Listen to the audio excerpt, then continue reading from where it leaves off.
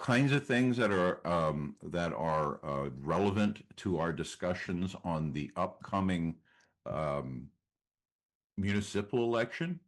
Also, we talked a little bit about the potential for a provincial election this year for a legislative election. Now, that election doesn't have to happen until next October, so October of 2027.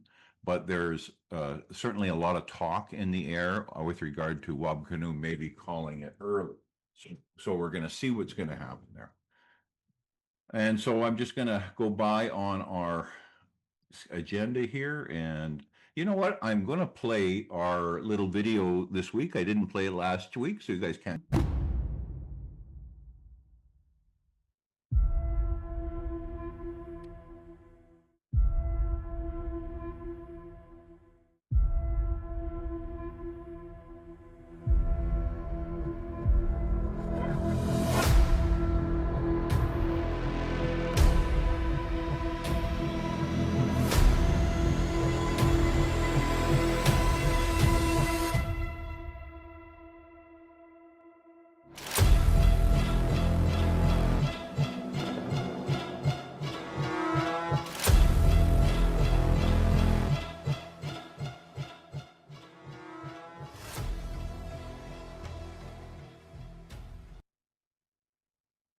Whoops, there we go.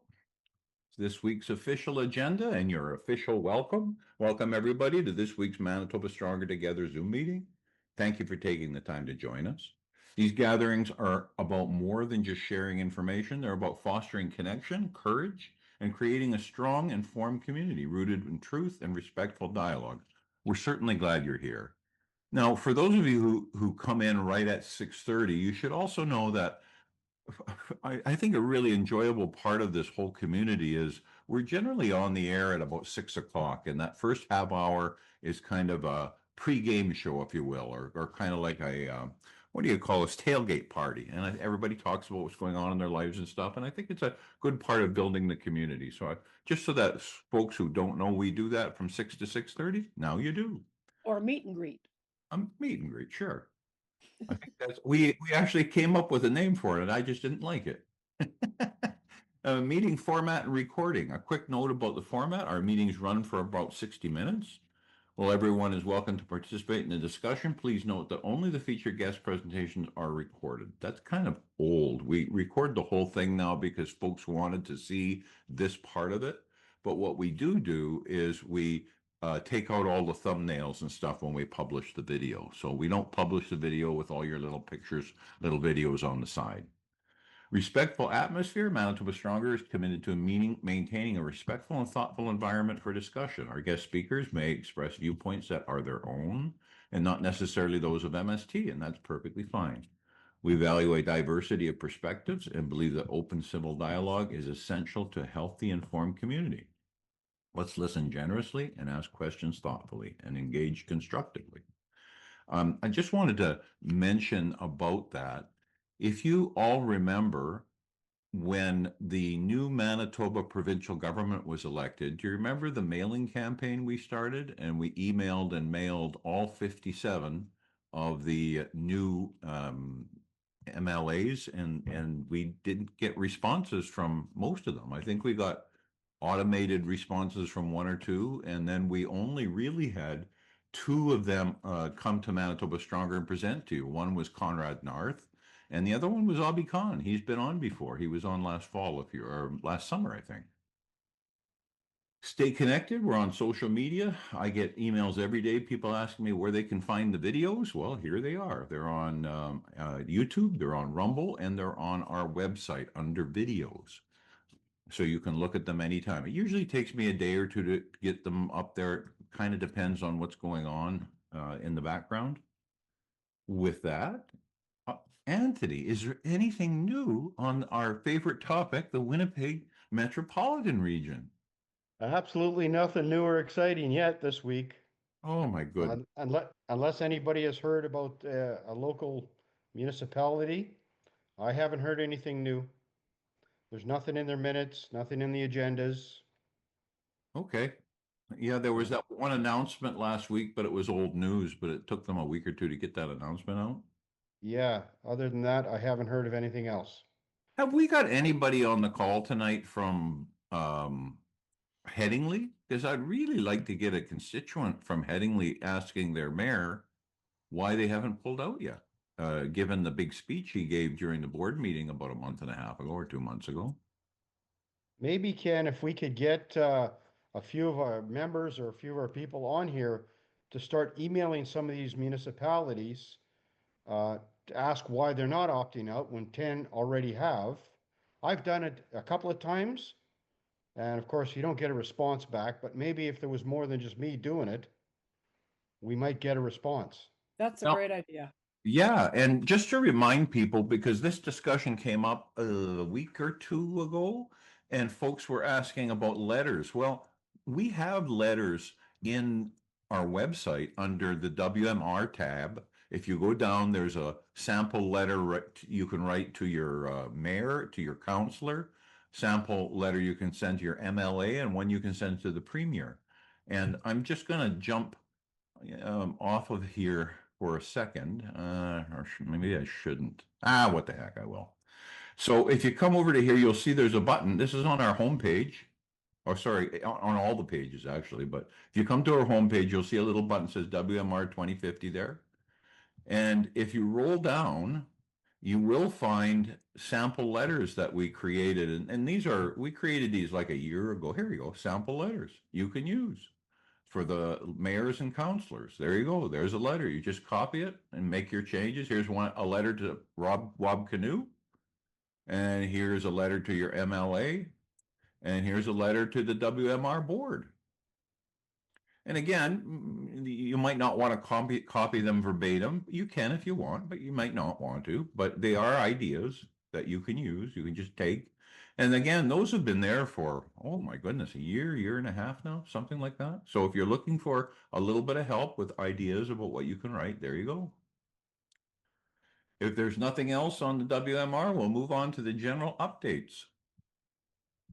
A number of important updates. The candidate training session tonight, again, will go probably from about 7:45 to 8:15, something like that.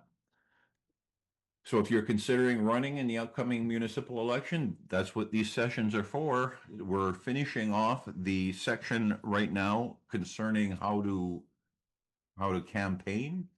And then next week, we're going to get into what the roles and responsibilities of the elected officials are.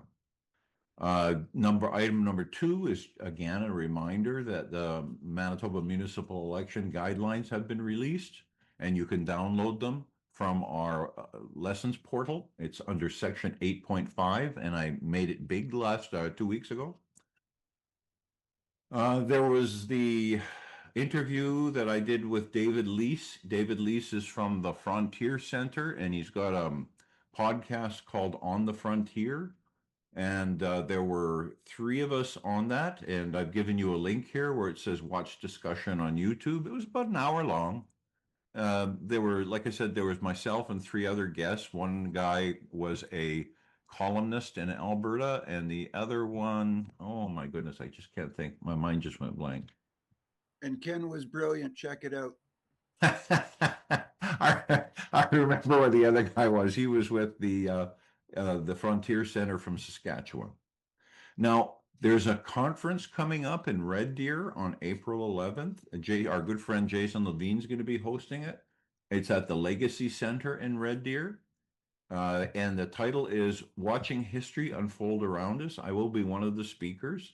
It should be an interesting evening here, or afternoon, I should say. This is the link where you can get your tickets. Here is the poster. If you'd like, you can download this poster off of our blog post and put it on your social media accounts. But you can see it's an all-day event, and we've got some pretty good people on there. We've got Viva Fry is going to be on virtually. Derek Smith, John Bolton, me, Chris Scott. Chris Scott's an interesting fellow. He's the guy that runs the Whistle Stop Cafe in Alberta. Francis Wildozen, Lawrence McGee, Melanie Bennett, David Craig from the Springs Church is going to be on. And of course, Stockwell Day will be on as well. So it should be an interesting evening. That's what, 2 weeks away, April 11th, something like that. And then we've got this is just a reminder about our leadership and candidate development program. That whole thing is online right now and it keeps being updated, by the way. Oh, go ahead, Deb. You got your hand up. I didn't notice it. No, no problem. I was just wondering, is that going to be available online? Like you pay a fee and you can still watch the whole thing online, or do you have to personally be there? I don't know the answer to that, but I'll ask Jason on that. Okay. It might be explained on the website because I do have the link for the website there, but I'm not sure. Let's see. So it's going to go from like 9 till 6, I think. 6 o'clock. Open at 9:30 a.m. Yep. I think I'm the second speaker. Yeah, Jason, special on Viva Fry. Yeah, morning speaker. Yeah, I'm the second speaker. Okay. Upcoming Zoom calls. We've got some people need to have their microphones muted there. There we go.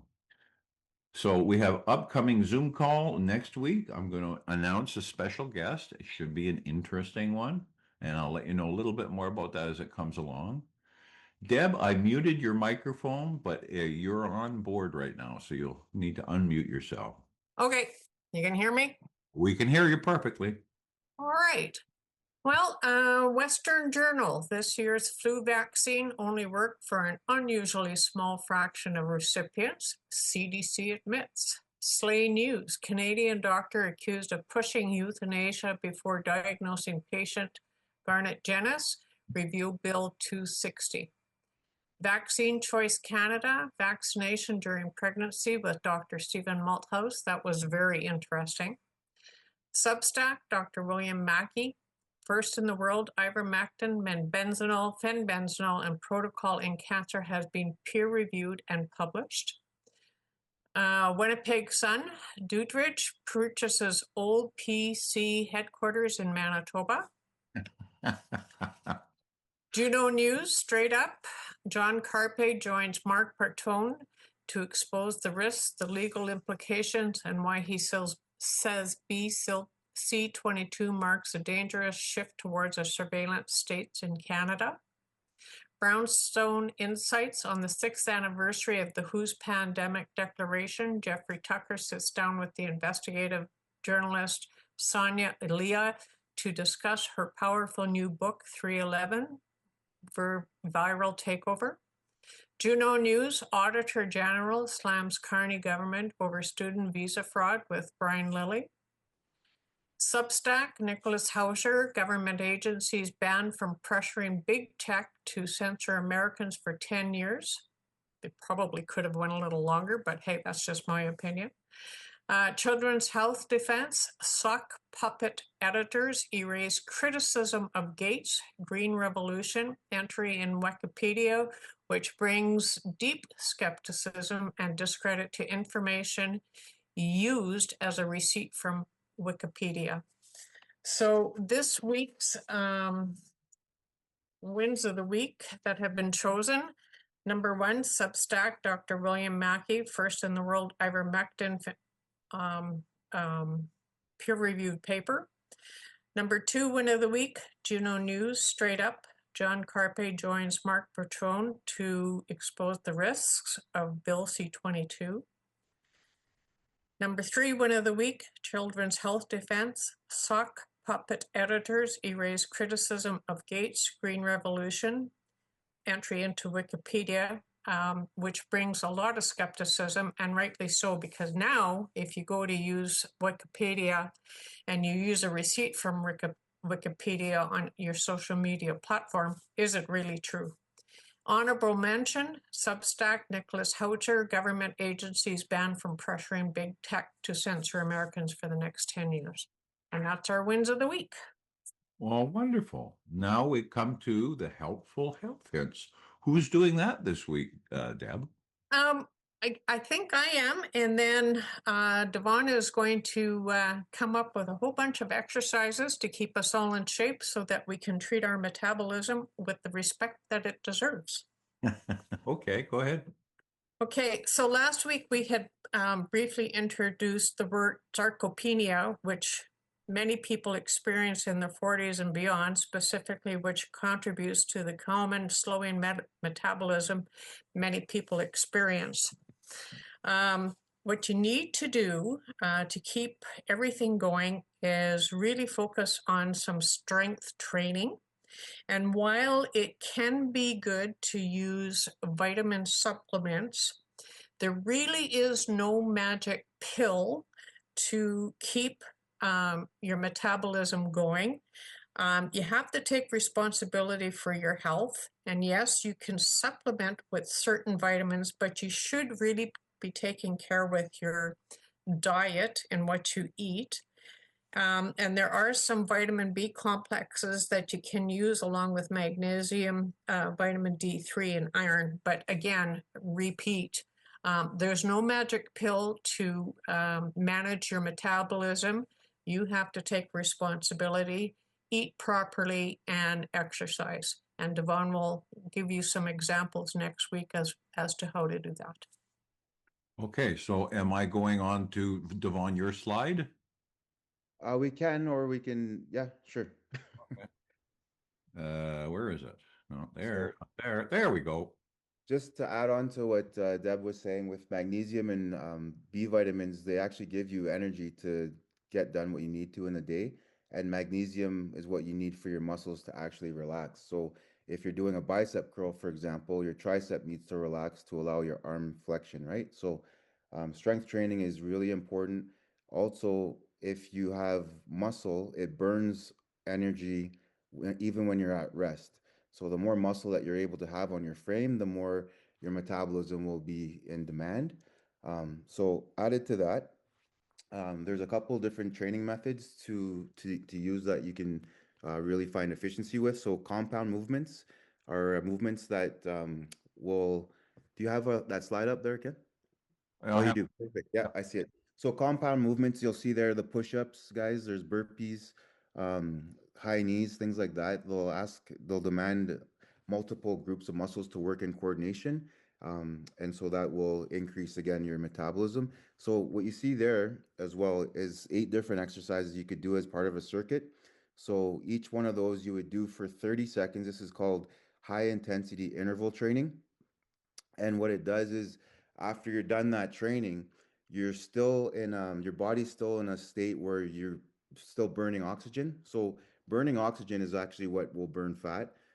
Think of it as like if you leave the stove on after burning like a hot meal, the stove top's going to be hot for a while. So your body is very similar after you've taken it up, to 80, 95% of maximum heart rate, you're going to still be up there for a while. So if you do those exercises, 30 seconds of effort, 30 seconds of rest. You do them sequentially, all 8. Take a 2-minute break, get some water, stretch, call your friend, tell them to watch you, and then do it again. You'll find that you're going to be burning calories, even at rest because you're doing some of those big movements like Bulgarian split squats, really demanding on the major muscles like in the buttocks. There's Supermans on there for you to help with like your lower back and posture, high knees. So these are all things that'll help keep burning even after you're done your workout. So Wonderful. and Thank you, Devon. you're welcome. I seem to remember on these high intensity training regimes, aren't you really supposed to watch your heart rate when you go to your rest period to see if it drops down significantly? Because it's supposed to drop down significantly, and if it doesn't, isn't that an indication you might have a problem? Yeah, either that or you're just a little bit out of shape. So really, your heart rate should come down quicker every time you do these workouts, right? Week to week, or even maybe month to month. But probably after a couple weeks, you should notice it comes down even a couple beats a minute. Ideally, when you're doing things like a sprint, for example, like a 20-second sprint, those are really difficult because you're transferring into energy stores. Um, your body and your muscle, you have glycogen stores ready to burn right away. So you use those up very quickly, and then you get to burning some more fats and things like that, right? Right. But the heart rate is definitely um, a good marker for baseline in terms of where you're at for your health, for sure. Thank you, Devon. You're welcome. Okay, so now we're going to go on to our interview here. So I'm going to push the button. I'm going to put my feet up and sit back, and we'll listen to see what Mr. Khan and I had to say, and then we can have a discussion afterwards. I think we'll still have some time. Here we go. Well, everybody, thanks for joining us on our Manitoba Stronger Together Zoom call this evening. As you know, we have the leader of the Progressive Conservative Party in Manitoba with us today. Without exaggeration, he's got to be the busiest person I have ever met. And I'm not saying that facetiously. Every time I turn around, Obby's doing this, he's doing that, he's at that event. Obby, I don't know how you do it. Well, I mean, I'm crazy. I want to say that. I'm young-ish. I got a ton of energy, and I'm super passionate. First of all, thank you. Thanks for having me on. We got to get on here more often, but I love what I do, and I believe in it, and it fuels me, and it's important. Plus, it's always nice to go to these events and meet cool people and different stuff that you never got to do, like you wouldn't get to do if you weren't elected. So it's an honor for me. I love it. But thanks for recognizing that because, it's funny because I'll go to 20 events in a week and then I'll be at my 21st event and they'll be like, Abby, I haven't seen you anywhere. What are you doing all week? And I'm like, oh my God. I was literally at 20 events prior to this one, but you take it with a grain of salt. Well, people never think that the reason maybe they don't see you is that they don't get up out of the TV, you know. Now, that's not you saying that, that's me Yeah. saying, because I hear Well, it all the time. for sure. And there's so many different events, right? So from fundraising galas to constituency meetings and work to, stakeholders and important legislative issues alone with, I do have a job where I have to speak in the legislature every day to really important events and community gatherings that are important as well. So it's always a balance. But again, if you love what you do, it's not really work. And so far, I love what I do. So I'll continue to do it. Well, I really appreciate that. So, as you know, Manitoba Stronger Together is spending a lot of time getting folks ready for the municipal election. And when I say folks ready, I mean candidates and I mean support staff for those candidates. Now, we're not a political party and we're not partisan, but what we're doing is a lot of education, a lot of outreach. We're introducing people to each other. And I think, right now we've got about 20 candidates that are getting ready based on us. And we teach a course every Tuesday night, and we have about 30 to 40 people there every night. So I thought it would be a real good idea to have someone like yourself who's actually involved on the day-to-day political side of it, serving the public side of it, rather than this old academic talking to them every day. So my first question then would be, what first motivated you to become involved in this thing? And what specific moment, or was there a specific moment that helped you take that step? Yeah, I don't think there was a specific moment. Like there wasn't one moment in time I can look back and say, I want to do this. I think for me, it's been a constant journey throughout my life, right? Always community service, always being involved, whether it was in business or playing for the Blue Bombers, there was always some aspect of giving back. But for me, kind of was a real shift in society and then identifying that if you actually want to see change, you have to be part of that change. And it was a one of those things that built up over time, right? You get these thoughts in your head and you and I have spoken about this and I've been open with, it was kind of around that COVID time, right? It was things were happening. And I was like, who's making this decision? What's happening here? What's happening here?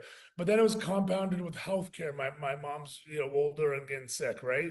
Then it was compounded with my child's education. Then it was compounded with taxes and roads. And everything was kind of just wearing down, like bearing down on me, I felt like. And I'm sure other people feel this way. And then I had that kind of, hold on.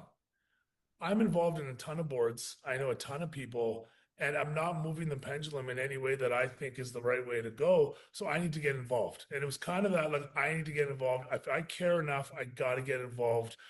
I've said there's a few different ways to make change happen. Like you're doing one of them, right?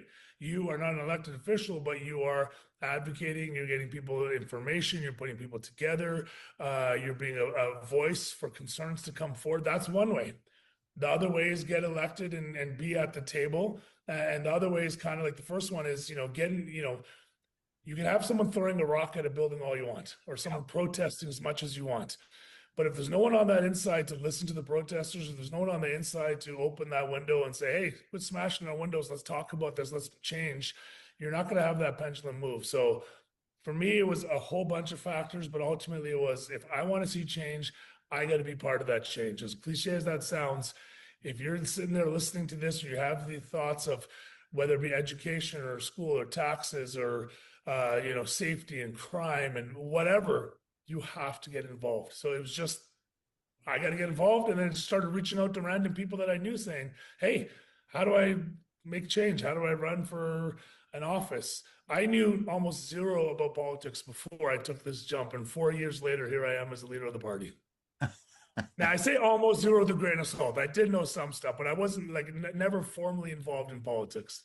Well, but you, for most of your adult life, have been involved in the community, community service. You mentioned you're playing football, but playing football isn't just being on the field.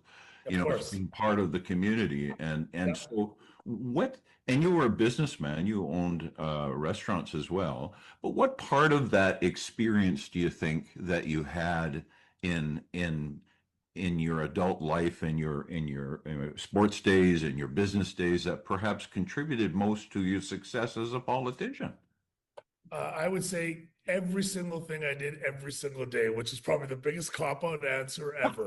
But if you look if you look at football, and if you look at business, it's all about team, community, coming together, right? It's about building that passion, right? So it was like every single thing I did, again, like, communicating, hard work, sacrifice, loyalty, integrity, all those things. I mean, as my father, of course, my family have talked about this numerous times. I mean, the upbringing of my father, of community service, of giving back, of really leading with that foot forward of integrity and honor.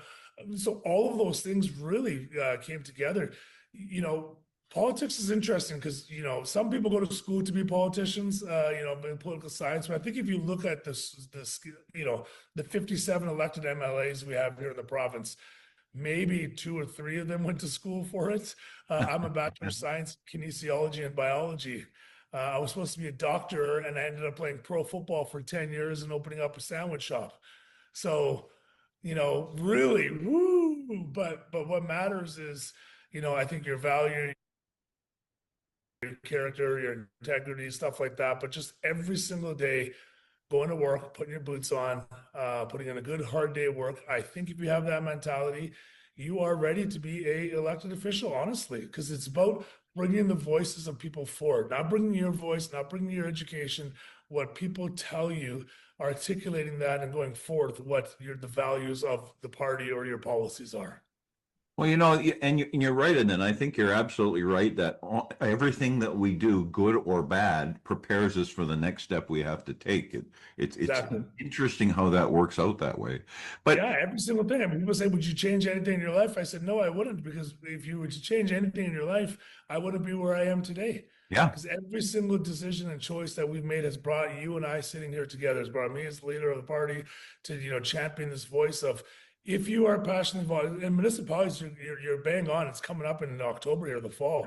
yeah. Like, the one thing I hear from people is a lot, even today, I had 2 phone calls and people were talking about issues. And I said, look, Chris, if you really care, you got 2 choices: get involved or make a difference somehow by, running for a position, or, donate to me so I can continue to do it, or get involved in some capacity, right? Yeah.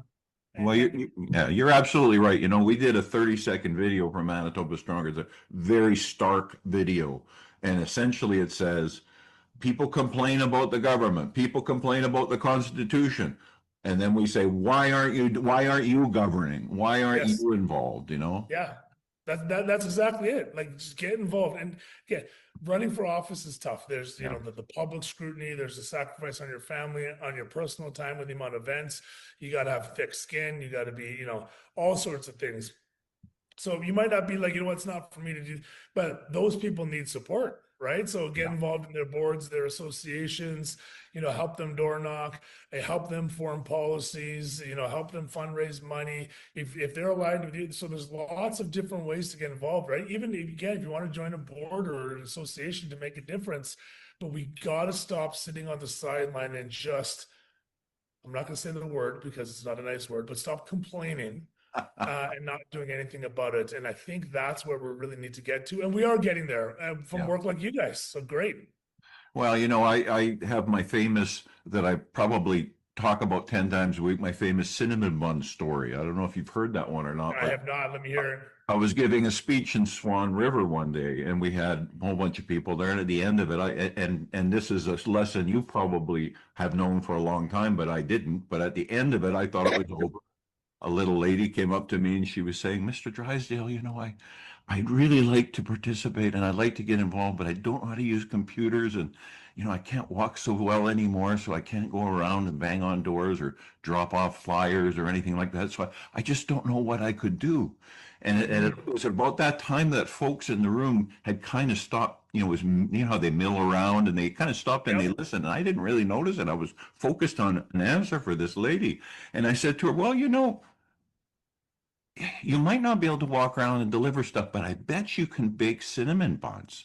And I said, "I bet you bake the best cinnamon buns in Swan River." And she looked at me and she said, "Well, yeah, I do." And I said, "I tell you what, next time we come to town and we're going to do an event, you let everybody know you're bringing your homemade cinnamon buns, and we'll double the number of people in the room." Amazing. And Amazing. there's always something somebody can do, whether it's knocking Yeah. on doors or giving support or phoning a friend up and saying, "Hey, do you know about this?" We can all do something. Or So making Cinnabons. And if you can pass me her name or number, I might call her for our next campaign and say, "Hey, we need some Cinnabons in the office because I'm sick and tired of eating cardboard pizza for campaigns." But you're totally right. I have a lady like that who helps out in my last 3 elections, and she just helps us. She greets people. She tells them where to go in the office. She helps them, gets them a coffee. But she's just the energy of it, and it's just so there's lots of different ways to make a difference. And I just really encourage people, stop complaining, get involved. Municipal, provincial, federal, school level. Like school's another issue, right? Like a trustee, you don't got to be an MLA or the leader. You can be a school board, a trustee, a library board. Issues that are important to you and your family, get involved. yeah, and the school board elections in Manitoba we get like a 10% turnout on school Yeah, board elections. It's I know. incredible. And yet these are the folks that are molding your children. Yeah. They're with your children probably more than most parents are. I totally agree with you. So like we have to get, and that's where we've, and I know you're not partisan and you can't go that way, but I can, right? As the Mhm. leader of the Progressive Conservative Party, I can, and this is where we've lost some of our focus and our goals, and the generation as we go forward, right? Is we haven't been involved in a lot of these different things. Whether we've been out working and growing the business or working on the farm or raising the family, we haven't been involved in a lot of these things. So I'm saying, get back involved. Get on the school board. Get involved in your parents association. Get involved in your local community center where we can have these says on what's important and what's not important. And that's the direction we shape. But we need to have people who are aligned with those values to take that message forward. Yeah, absolutely. And folks not only have to get involved in political camps, they've got to get involved in a community. Obby, I hate to admit it, but I'm a little older than you. Ah, And questionable. Now with a haircut like that, you look great. anyway, what I was going to say is I remember when you didn't go to the government for help babysitting. You didn't go to the government if you were going to miss a meal because maybe the check bounced. You went to the church group. You went to the Rotary Club. You went to the Lions Club. You went to your Yeah, neighbors, and yeah, we've lost that. You yeah, know, yeah. and We do. We totally have. yeah, so I think that this getting involved politically, particularly in the municipal elections coming up and provincial whenever they're called, will help to bind us back together as a society. Mhm. I see so much of what we've been doing, Manitoba Stronger has been doing the last few years, has been just building back that trust, which was Yeah. so shattered during the last 4 or 5 years. Yeah. Yeah, I totally agree with you. And even longer than the 4 or 5 years, like I said, a couple years before that, and now it's carried through the last 4 or 5 years. But there's real loss of connection, right? So that family connection, and yeah, immigration. We can talk about that. We have different communities, different cultures. Well, it's always been here, but what hasn't been here is this lack of connection with each other, right? Going to your neighbor's house and saying hello, and playing on the streets with the kids, and people out walking. Like this community aspect's been lost. So we need to bring that back together again, and getting involved in politics and matters that are important to you, because I guarantee you, wherever you're living, probably you and your neighbor are 99.9% aligned if you live on that same street and block, but we don't feel that connection with each other, right? Because we live in our silos and we live independently, and that's got to change. When it comes to the government, you're right. I mean, there's really two different ways of looking at it. One is government's going to step in and do everything for you. We see some political parties just this last weekend that they want the government to run everything. Then you got the other side who's saying, well, hold on, we believe in independence. We believe in free will. We believe in, running your own house, running your own business, getting out of the way of government should get out of the way and let you flourish. And really two different ways of thinking here. But the thought that government will step in and do everything for you, I think is what's got us into a bit of a problem we're in today, that the government, people are only looking to the government, they're not looking within and their own community to make some change. Yeah, and the communities are scattered.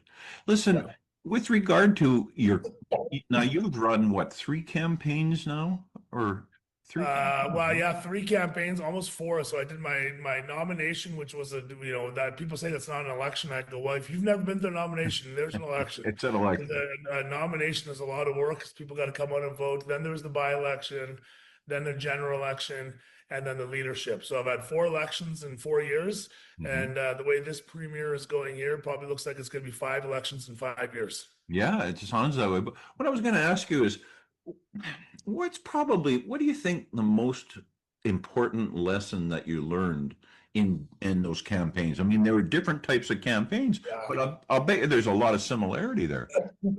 Yeah, so lots of lessons. I mean, we could do a whole show on just lessons learned, what to do, what not to do, and I made a lot of mistakes, and we still won. I would say that the 2 things really pop out to me is, one is you have to have a team around you. Yeah. The scale of whatever you're doing, right? Whether it's municipal or provincial or whatever, you got to have a good team. You got to have a team who's dedicated and hard work, because as the candidate, there's going to be days where you are down and out and in the gutter, and you're going to feel terrible, and your team's got to lift you up. And so having a really good team, committed team, is I think one of the most important things to have, or you're not going to have any success. And number 2 is you have to have a mindset of hard work. It's not going to be easy. It is hard. It is tough to run an election. Door knocking, phone calling, fundraising, organizing. And again, when you're the candidate, you're kind of the cheerleader, the coach, the general manager all at once. So everyone's looking to you all the time, which is great. I mean, that's what you signed up for. But you got to be ready for some hard work. It's not easy. Once you win, it gets a bit easier, unless you want to run for leader because you have too many hits in the head from playing football, which is a job I absolutely love and honored to do. But it's hard work, and you got to have a team with you. Yeah. Well, you mentioned team, and I think that's something that folks miss a bit. And what I mean is, everyone knows they have to have people on a team. But I think it's so easy to lose control of that team. As the leader, perhaps you're running for a council or a school board, but you must be the leader of your team and keep that under control, particularly when they're volunteers. Yeah. And that's always tough. That's been a real, you can have a team of 2 or a team of 200.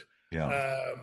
It's still, you got to be on the same wavelength, the same messaging, the same goal, the same vision. As the team gets bigger and bigger, it's harder and harder. How do you combat that? I think you have to, give everyone some time to talk to you, make yourself accessible to everyone, listen to them. Ultimately, anyone that has a leadership role or management role knows that sometimes you just got to make the decision. Yeah. And that's what you're there for, right? So there's been a lot of decisions I've had to make in my leadership. And again, I've only been in for 4 years, first time politician, and here I am. I don't know everything, and I'll admit I don't know everything. I will be open about it and say, hey, I don't know about A, B, C, and D. Can you, give me the background, the information, what I need to know? And then when I gather all that info as a leader, I will then make a decision that I seem to be best for the entire team. Being open with everyone, I think, is very important. Being available for everyone to the best of your ability. I mean, people need to realize, there's only 24 hours a day, and I do need to sleep a little bit. But it is communication on teams would keep people together. Yeah, yeah, and keep them in line. It's your message. It's Yeah, not the volunteers' message. It's yeah, your message, and it has to be consistent yeah, throughout the entire campaign. totally. Agreed. Bobby, how would you describe the changes that happen once you get elected? Now, we've talked about running for office and, the time commitment and the energy that you require and that you've got to keep things in line with volunteers. What changes when you get elected and you actually take office? Well, the learning curve is like, whoop, right? So first is the learning curve. I remember my first caucus, and it's okay. Like, I want to be clear to people. It's okay to not know what you're getting into, right? If you're getting into it with the right reason, Yeah, you're getting into it with the right reason, saying, I want to see change and I'm going to make change. I don't know how we're going to do it, but this is the first step in doing it. Like, I remember my first caucus meeting we went to, and I didn't, what's caucus? Some people might say, well, caucus is a group of people who make decisions. Well, so I get there and I'm sitting in the back, and the premier recognizes me in our room, and I'm sitting there. So we're about an hour into it, and they go, "Do you have anything to say?" Like the new guy, and I said, I don't understand 95% of the stuff you guys just said. All these acronyms, these short forms, these abbreviations. And they said, don't worry, you'll catch up, right? So it's okay not to know. Your learning curve is steep, but again, if you go in that mindset of hard work and you're doing it for the right reason, then it's fun. It was actually a really fun challenge for me, learning processes, and when do you speak in the chamber, when not, what is this, what does that mean, how does the bill work? I'm still learning every single day I'm in here. I'm still learning something, which is exciting for me. I like that idea of going into the unknown and learning. So you got to learn. The hours are long at times, very long at times, and you got to be okay with that, right? You got to be okay with that, and then you also got to be okay with being on and accessible almost 24/7. yeah, So I might not respond to people 24/7, but people might reach out to me still 24/7. And going out grocery shopping, or going out to a football game, or riding my bike, people are constantly saying stuff to me, but that's okay, because that's what I signed up for. I can't get mad at them and say, hey, don't talk to me. And I said, it's I my signed up time. for it. Yeah, no, there's no my time anymore. Well, something that you said, it really, I think, is important, and I think we should emphasize that. I don't have to admit, but I've never run for political office, but I've been a professional for many, many years. One of the things I did in my profession, and I was very well known for, was forensic engineering. In other words, things would blow up, fall down, or didn't work, and they would hire me, and we'd always, generally speaking, end up in court. And I did that for 40 years. And I can tell you that every time a new file came on my desk, it scared the whatever out of me. Yeah, Because the unknown is scary. It's yeah, supposed to be. But yes, once you get into it, like you said, when you go there and you showed up at a caucus meeting, you don't know what's going on, you listen, yeah, and then that scary box kind of opens up and you start to yeah. understand what's in it. Yeah, it's actually not that bad. It's actually not that bad, and that's how I can, deconstruct or reconstruct this box, right, and figure out. Like, I use an analogy of like layers of the onion, right? So, Yep. being a like, okay, this is first being elected, nomination race, then getting elected, then sitting in the caucus, then, critic, and then minister, whatever, like the layers, and then once you see, you say, oh, this is actually how it all comes together. It's actually not that overwhelming. So I really enjoy that. You have to have that mindset. If you go in thinking that you know everything and you're going to change, and we have some people who have done that, that have been elected and come here and they go, "This isn't for me."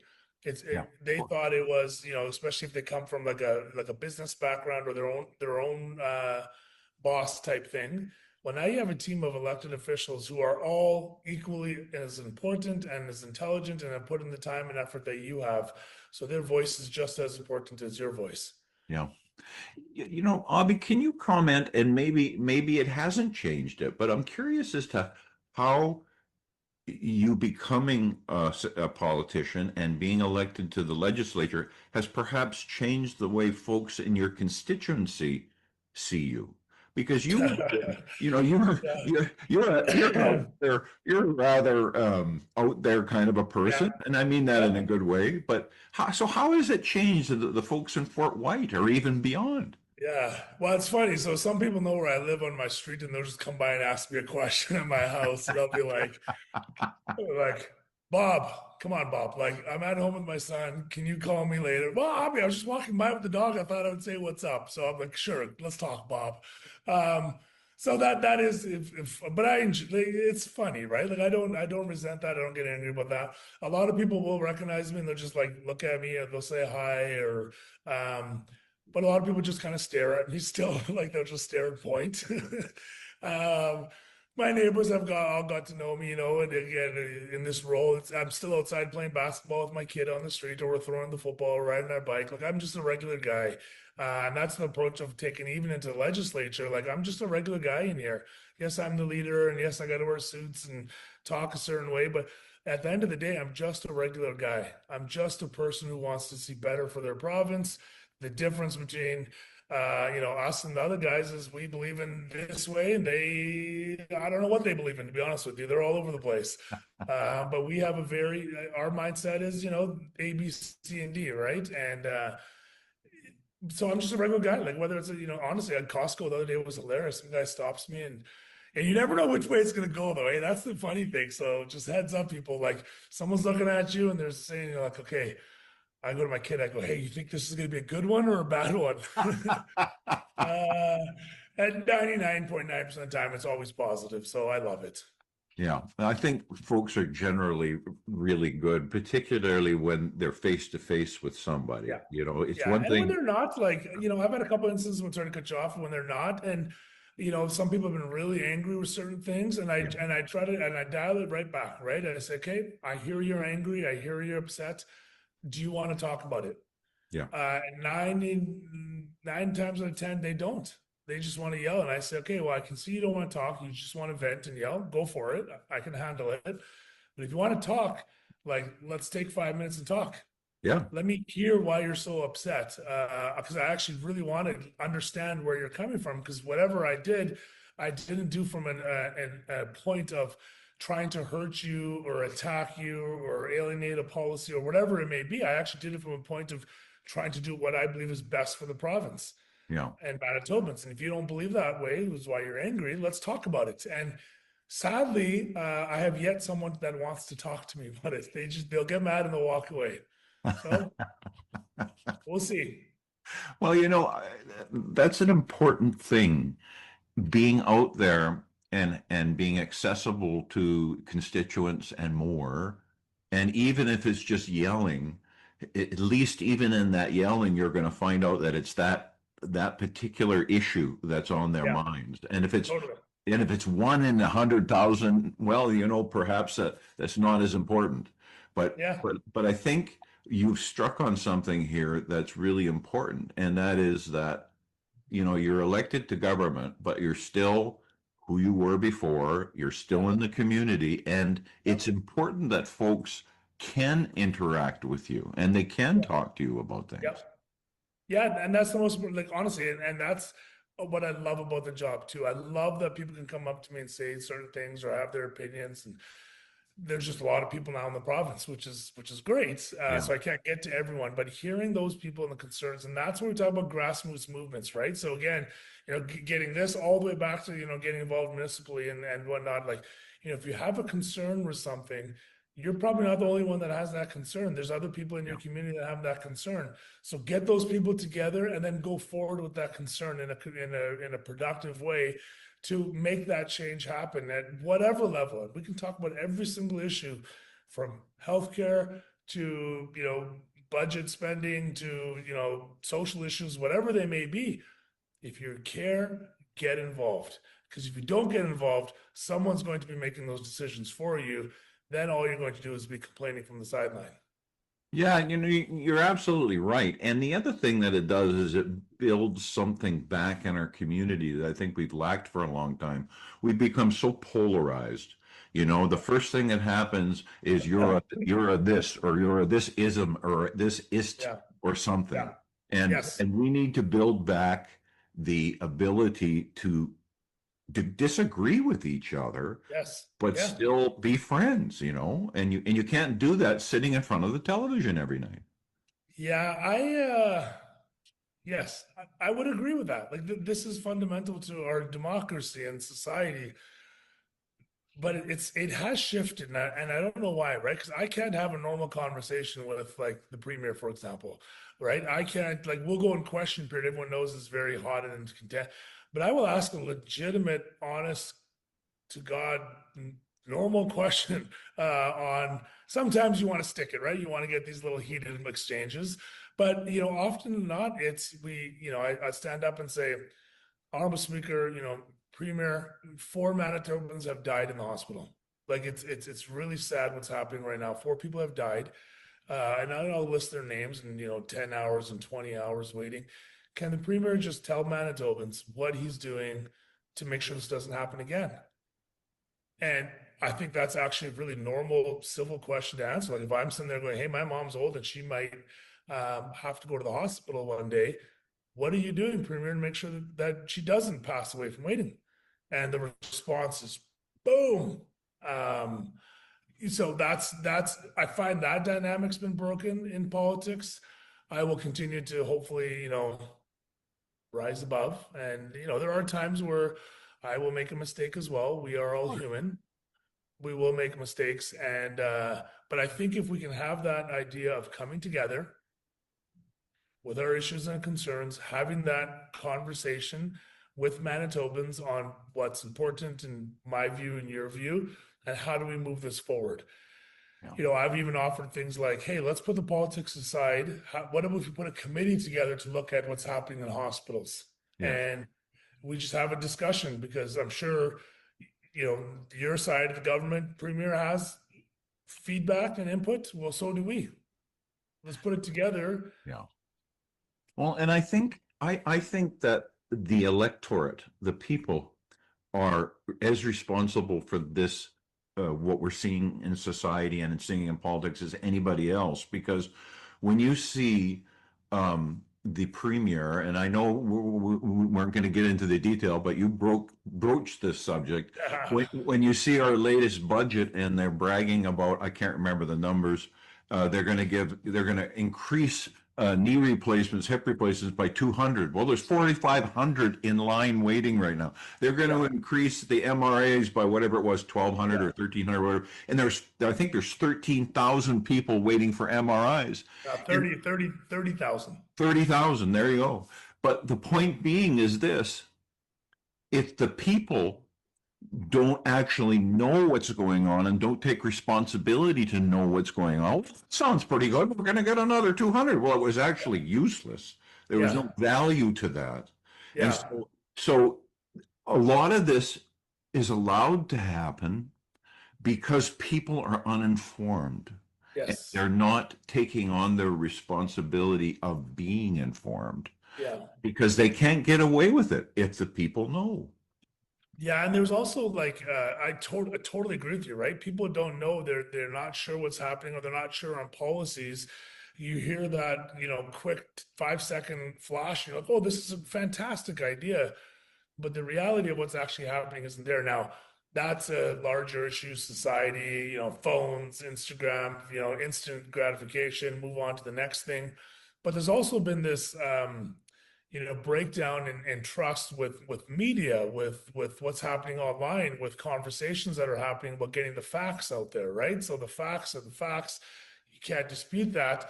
But then there's this washed narrative over top of it, right? And that comes with slanting either left or right, which is really tough to see through. So I tell people, let's just look through the facts of what's happening. You can't argue. Let's go back to that 4 Manitobans have died in the last few months in the hospital. That's indisputable.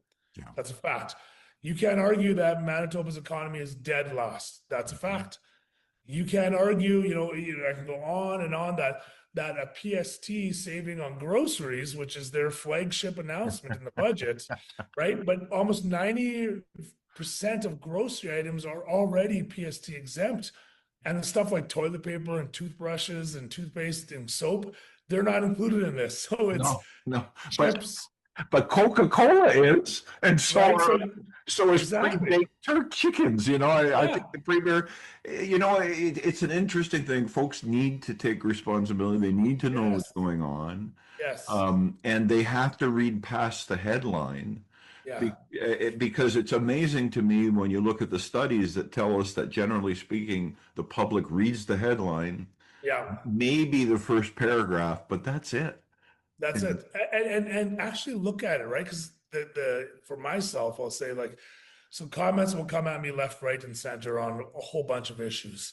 And I just sit there and sometimes I look at them and I go, I just wish you actually knew what I was talking about or what the issue at hand is, right? So instead of attacking me for something or being completely off base, I actually kind of want to just pick up the phone and call that person and say, hey, you know, Bob, we're going to use Bob as an example always, or Chris. And Bob, I saw Bob, you posted this. Do you want to talk about this, Bob? But Bob's not going to want to talk to me about it. Bob wants to just continue to attack and build that narrative.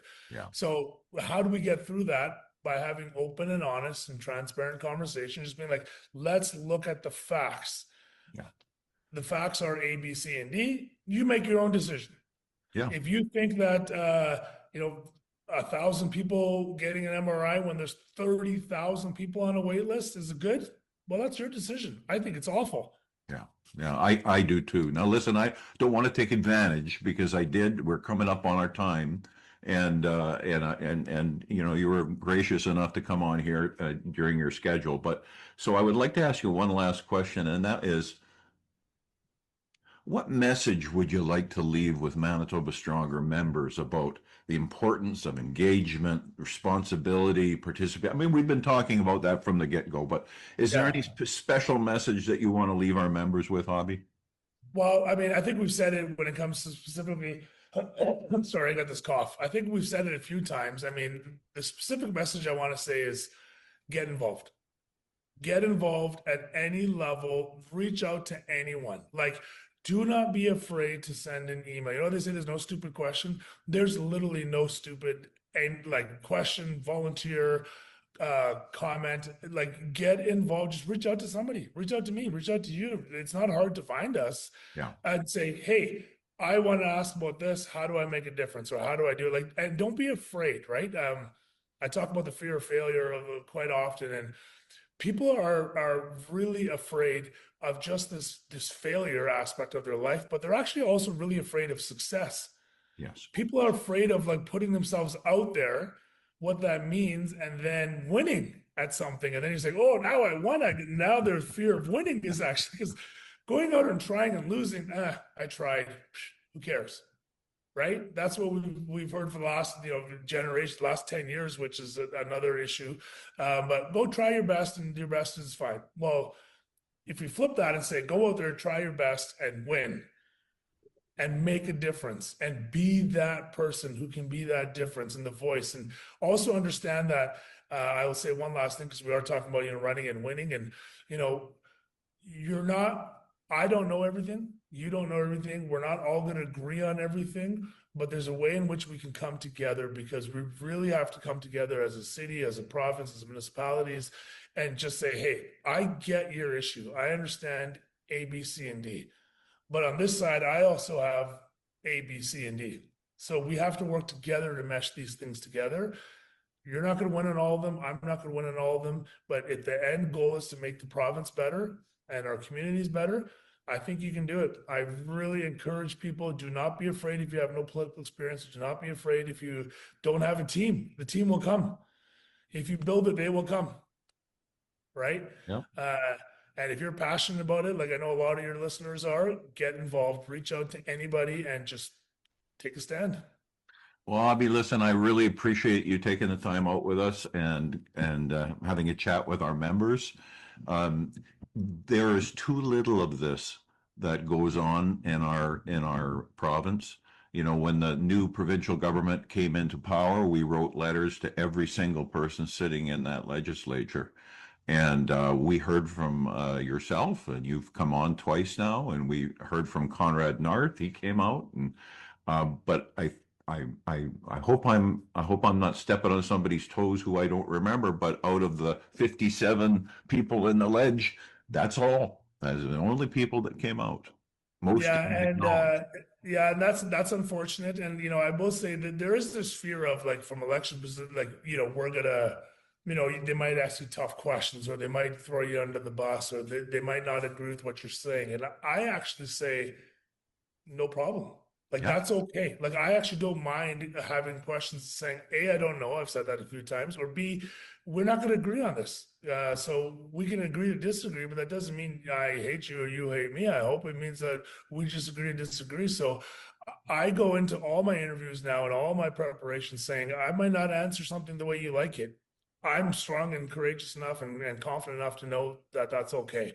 So I'm going to take this message back to a few of my colleagues, and we'll round up some more of them because I think what you do is important. I said get involved, either run or get involved in some other capacity, and that's what you're doing. So thanks, Ken. Thank you very much, Avi, and have a great night.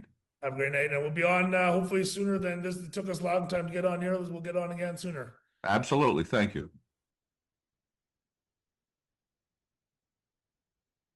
Well, there you go, everybody. There was a lively discussion in the chat, and unless any particular person has an objection to it, I will forward those comments to Obby Khan. And you were absolutely right in the commentary. Tonight's interview wasn't about policy; it was about what is it like to run in an election? You know, how does that affect your life? What kind of experiences have they had? So we're trying to give you, and we have been for the last several months now, trying to expose what's in that scary black box coming up in the election and get more folks coming out. And you know what? I think we're accomplishing it. I think we're in and around about 15 to 20 people who are talking to us about running now. Of course, they're not running yet. If you've been attending our courses, you'll know why I say that. They're thinking about it. That's right. So if you have put a comment in the chat that you don't want Obby to see, let me know. Just put another chat in there or email me. I'll leave it for a day or so before I forward it on, but I will forward it on and he will get them. So with that, we are bang on time. Oh, so go ahead, Rosalie. Well, I was just thinking, I know we're bang on time, but maybe somebody wants to say, like, give a chance, maybe for 5 minutes or whatever, if somebody has some comments or, because usually people have something maybe a little bit in their thoughts or something that is kind of like hot on their minds. Maybe just an opportunity real quick. Okay. Yeah, well, David's taking your invitation. Go ahead, David. I've been in on some of the policy discussions that the PCs have had this year. You were at one, Yeah. and the purpose of running in opposition is to become the government. And the path to becoming a government isn't to just wave around all the things the NDP are doing wrong, or wouldn't it be great if, it's to look at what policies are they doing wrong that we can do better that will impress voters. It has to do all those three things. And if it's something that we could do better than the NDP or the NDP have forgotten about, and it will impress voters, then it becomes policy. So we can't do all the, gee, why don't we do what the NDP seem to be doing is, hey, this would impress those 10 people, let's do it. And we can't do that. We have to impress enough voters with the idea. So unfortunately, there's a lot of things that Pallister did wrong and that Tawwab's doing wrong, and we can't wave all those around. So that's it tempers the enthusiasm for being in a policy discussion when you have to realize it has to get you votes. Yeah. Or form government.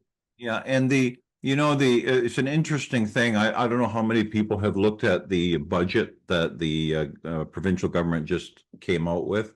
I did analyze it last week. I had an interview. I supposedly had an interview that was going to be about the budget, and I prepared for hours. I think I prepared about a 60 or 70 page document, and I had a hard time getting the word in edgewise, right, James? So I could publish that if you guys would like, because I think it's an extremely good demonstration of what David is saying. You know, this thing about, wow, we're going to give you 200 more knee replacements. There's 4,500 waiting. Or we're going to give you another 1,200 scans, and there's, according to Obby, 30,000 people waiting. And, or we're going to give you free feminine protection things in the workplace. Oh, but it's the employers that have to pay for that. Oh, you know, and the other thing that Obby was talking about was they've taken PST off of certain grocery products. Well, the only grocery products remaining were like prepared foods, like, you know, those rotisserie chickens and Pepsi Cola and chocolate bars. And the average household is going to save $20 to $50 a year on that. And but those are exactly what David's talking about. You got to throw these things out, and as long as the voters don't actually read further than the headline, or they look at an analysis and go, oh, you know, that's too many pages, then we'll just get into this. Oh, they did this and they did that, and you're a racist and you're a misogynist. You really have to get into the weeds, and that's your responsibility. Anyway, any other questions? Anybody else before we move on? Okay, I'm surprised. But anyway, you're right. I commented to some of your comments on the chat that this was a get familiar meeting, you know, that we're talking about the election. He was more than prepared, by the way. There was a discussion. We talked about 10 minutes before we started recording, and he was more than happy to go into policy. And I thought, there's time for that. We need to get our folks in line to start considering either running for office or working in a campaign, that kind of stuff. Go ahead, Rosalie. I just want to say it's not being sneaky, it's not being underhanded. It's being, I think it's wisdom. You want to make build a relationship, and then, when you then have to talk about some of the difficult things, it's not the first thing out of the gate that you're, slamming the person and why don't you, and they're supposed to be this way. To be productive, it's good to have a basis of mutual respect. And so we've had 2 interviews, and it's not that we've got this agenda, we're gonna have it. It's just that's where you have a common ground, and it's a bit of a trust factor there. So I think that's what what we've been trying to do. And I think MST is in good stead with Obby and his crew. I think he did a great job. Yeah, and believe me, we're not afraid to ask the hard questions, but tonight wasn't about that. Exactly. Tonight was about the election. That's what we're focused on. Election. By the time the election happens, you guys are going to be so mad and annoyed with me. And then you know what's going to happen? The provincial election. So that's... Yeah, they might spring that on us. Yeah. We're focused on the city election, and then suddenly Wob might call an election. Yeah, they've been talking about that for quite a while now. There's some good reasons why Wob may very well call the election. He thinks a lot of ridings aren't ready. Yeah, he's right. Part of it. Yeah. So, like if he springs it on us right now, we're in Fort Richmond. We're not ready. We don't have a candidate. We need somebody to step up in this area and say, I'd like to run. Yeah. So. Well, Vicky? I'm too old. I'm the same age as you, Ken. Oh, boo, boo! But you know what people could do is right before the Tuesday meetings, everybody go on Facebook and say, hey, the Zoom meeting's about to start. This is going to be a good one. Join us.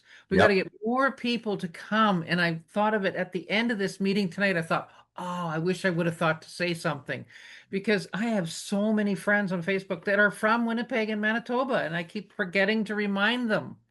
Well, believe it or not, that when you guys get the blog posted, I wish I could get it out a little earlier, but I'm working on something else right now. And anyway, but with that blog post, by the way, I have 24,000 followers on Facebook. It goes to all 24,000.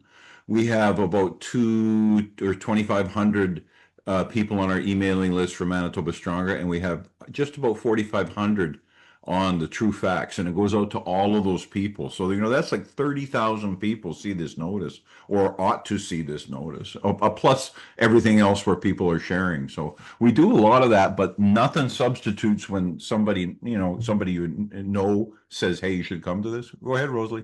I was just going to say, just regarding some of the comments, people do want you to come out with that, with the research you did on the budget. And trust me, folks, I am on Ken to do that because not that I wanted to do more work because we live in the same house, but I do like to see him every once in a while. But yeah, I think since he did all that work and put all that work into it, it's a good thing to put out there. Yeah, I won't say where I did that interview, but I sure did a lot of prep for it. I never did get to see much. Attaboy. But the good side is that you got the information, and when you get the information, you always do it very thoroughly and you always do it very objectively. So it is good to put it out there. Okay. So yeah, sorry, I'm on everybody else's team about that, honey. Okay, I'll put it out, and then next day or so, if I can, I'll get it out tomorrow, but likely the next day. So with that, everybody, I want to take about a 10-minute break. So those of you who are going to take off on us, have a great week. Those of you going to stick around for our 20-minute, 30-minute elections message, that'd be fantastic. So let's take a break, 10 minutes. Let's come back at 10 to 8, and we'll do the candidate training. All right, everybody. See you next week, or I will see you in 10 minutes.